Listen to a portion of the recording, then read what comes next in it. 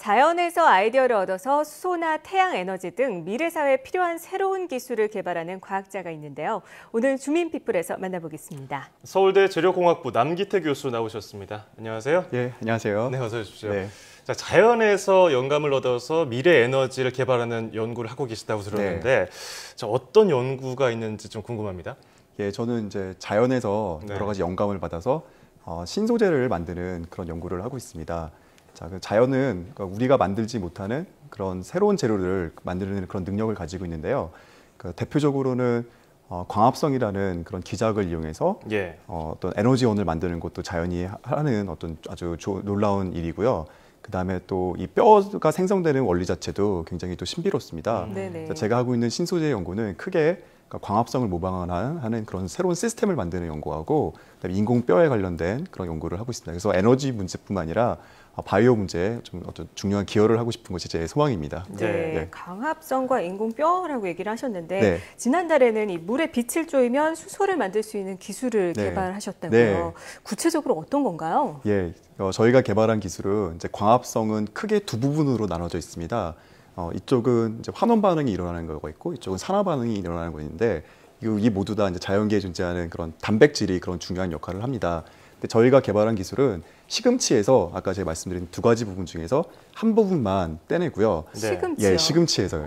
그래서 이제 마트에 가서 시금치를 가지고 이제 저희 학생들과 제가 이제 추출을 해서 어느 한 부분만을 떼내게 됩니다. 그리고 그 떼내고 나머지 그 부분을 반도체로 대체를 했습니다. 이제 반도체가 이제 비스무스 바나데이시라고 하고는 저희가 이제 합성한 반도체인데요. 이 두 개를 딱 붙이고 났더니 마치 시금치가 에너지원을 만들어내듯이 저희가 그거를 기반으로 물로부터 수소를 만드는 기술을 또 세계 최초로 개발을 했습니다. 그렇다면 뭐 이 금액적으로도 훨씬 효율적인 방법이 아닌가 생각이 드는데 이렇게 자연에서 시금치라고 말씀드리는 게 친숙하기도 하고요. 자연에서 연구 주제를 찾기 시작한 계기가 있다면 어떤 것이 있을까요? 예, 그 계기가 이제 아까 제가 서론에서도 잠깐 말씀을 드렸듯이 그러니까 일례로 제가 이제 아까 시금치 말씀을 통해서 수소를 만들었다고 그런 말씀을 드렸는데 수소를 이제 값싸게 만드는 것이 앞으로 다가올 수소 경제 시대에 굉장히 또 중요한 기술이 중에 하나입니다. 근데 자연계가 가지고 있는 시금치가 가지고 있는 그 촉매가 우리가 만드는 어떤 촉매보다도 더 성능이 좋습니다. 그래요? 예, 그래서 그런 놀라운 촉매를 이제 이용하지만 또 단점도 존재합니다. 자연계의 문제는 뭔가요? 또 이게 우리 몸이 점점 나이가 들어가듯이 자연계도 오랫동안 쓸 수 없는 그런 단점은 존재합니다. 그래서 서로의 장점을 합쳐서 좀 새로운 재료를 만들고 있고요. 그런 예들은 굉장히 많습니다. 예를 들어서 지금 이제 미국에서 셰일 가스를 굉장히 많이 이제 배출을 하고 만들어내고 있는데요. 셰일 가스가 메탄 가스인데 메탄 가스를 메탄올로 만드는 기술 자체도 우리는 못합니다 지금. 재료과학자 신소재가 그런 게 없습니다. 그런데 자연계는 그런 걸 할 수 있는 그런 박테리아들이 존재를 합니다. 그래서 앞으로의 미래는 그런 데서 영감을 받아서 좀 새로운 촉매라든지 새로운 재료를 만드는 것이 좀 어떤 새로운 어떤 저희 에너지 환경 문제 돌파구를 제시하지 않을까라고 생각을 하고 있습니다. 시금치 촉매, 셰일 가스 너무너무 재미있는데요. 다른 분야와도 또 융합 연구를 많이 진행하는 걸로 알고 있는데 이렇게 융합 연구가 중요한 이유가 뭘까요? 그러니까 요즘은 특히나 어떤 한 분야만을 가지고 새로운 분야를 개척하기는 좀 어려운 시기 같고요. 서로의 강점이 합쳐졌을 때 새로운 것이 탄생될 수가 있고요.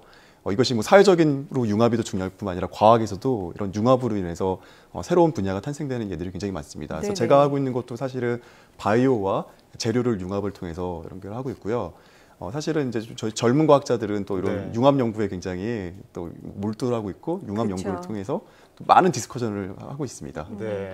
아까 말씀하신 것처럼 바이오 얘기가 계속 나오는 것처럼 뭐 융합적인 얘기를 계속 하고 계시는데 이 미래 사회 에너지 고갈 문제 뭐 모르는 사람 없어요. 석유 이제 연료가 떨어질 것이다. 그래서 경쟁이 붙고 있는데 자연에서 찾은 그 여러 가지 연구 주제 가운데 요즘에 최근에 가장 관심이 있었던 건 어떤 것들인가요? 예, 제가 요즘 이제 관심을 가지고 있는 거는 첫 번째 아까 제가 말씀드렸던 물로부터 수소를 만드는 기술을 굉장히 제가 관심 있게 생각을 하고 있고요. 또 더 나아가서 이제 관심 있게 생각하는 거는 이산화탄소를 환원을 해서 새로운 연료를 만드는 것도 관심 있게 생각을 하고 있습니다. 예, 그래서 물로부터 그러니까 물이 H2O잖아요. 그러니까 H2O를 분해해가지고 수소하고 산소를 많이 싸게 만들 수 있다면 지금 이제 다양한 방법으로 수소가 생산이 되고 있는데 그거를 기술 자체를 대체할 수가 있고요. 그다음에 이산화탄소가 지금 계속 배출돼서 사회적으로도 문제가 되고 있는데 그렇게 버려져야 되는 이산화탄소를 이용해서 어떤 새로운 재료를 만든다든지 또 이산화탄소를 기반으로 해서 연료를 만든다면 이런 것들은 정말 아주 미래가 되게 기대가 되는 좀 기술이라고 생각이. 누가 안 하고 있나 생각하고 있었는데 교수님이 하고 계셨어요. 네. 그리고 진짜 교수님과 얘기를 나누다 보니까 참 획기적인 아이디어들이 많다는 생각을 해보게 되는데 그 젊은 30대 과학자로서 이런 다양한 연구 성과를 얻게 된 원동력이 뭐라고 보십니까? 그러니까 첫 번째 여러 가지가 있을 것이라 생각이 드는데요. 첫 번째는 이런 자연에 대한 호기심, 그다음에 신소재에 대한 호기심이 또 가장 큰 원동력이라고 또 생각을 합니다. 호기심. 그리고 이제 또 이 연구라는 것은 또 저 혼자만 하는 것이 아니라 또 이 분야를 같이 연구하는 또 여러 동료들이 있어서 서로에게 또 영감을 주는 것도 큰 원동력이라 생각이 들고요. 그다음에 또 제가 학교에 있으니까 학교에서 또 아주 똑똑하고 아주 열심히 또 이 문제를 같이 비전을 공유하는 학생들이 있는데 이런 학생들도 이 연구를 계속 아주 열심히 할 수 있는 그런 원동력이라고 생각이 듭니다. 또 이렇게 겸손한 말씀 해주시고 계시는데 끝으로 앞으로의 비전, 내 연구 목표 이런 것이 있다면 좀 말씀해 주시죠. 저는 이런 신소재를 개발하는 거하고 그다음에 인류의 에너지 문제를 해결하는 것이 비단 어떤 경제적인 문제라든지 산업적인 문제를 더 나가서 국력이랑도 바로 직결이 된다고 생각이 듭니다. 그래서 제가 이제 이런 에너지 환경 문제에 어떤 신소재와 신기술을 개발을 해서 좀 우리나라의 또 국력이 또 커지는 데도 기여를 하고 싶고요. 더 나아가서 이런 CO2 환원 문제를 해결할 수 있다면 인류의 환경 문제에도 큰 기여를 할 수 있을 것이라 생각이 들고요. 그다음에 앞으로 또 큰 목표는 저희 또 연구실을 통해서 주변에 또 좋은 영향을 끼칠 수 있는 학생들이 또 많이 배출되기를 그런 생각을 가지고 있습니다. 학생들이 좋은 교수님을 만난 게 아닌가 하는 생각을 해보게 되는데요. 이 CO2, 이산화탄소를 새로운 에너지로 환원하는 이런 것을 하고 싶다고 하신 교수님의 새로운 목표 또한 실현될 날이 멀지 않아 보이는데요. 앞으로도 우리 생활에 적용 가능한 과학기술을 개발하는 데 앞장서 주시길 기대를 해보겠습니다.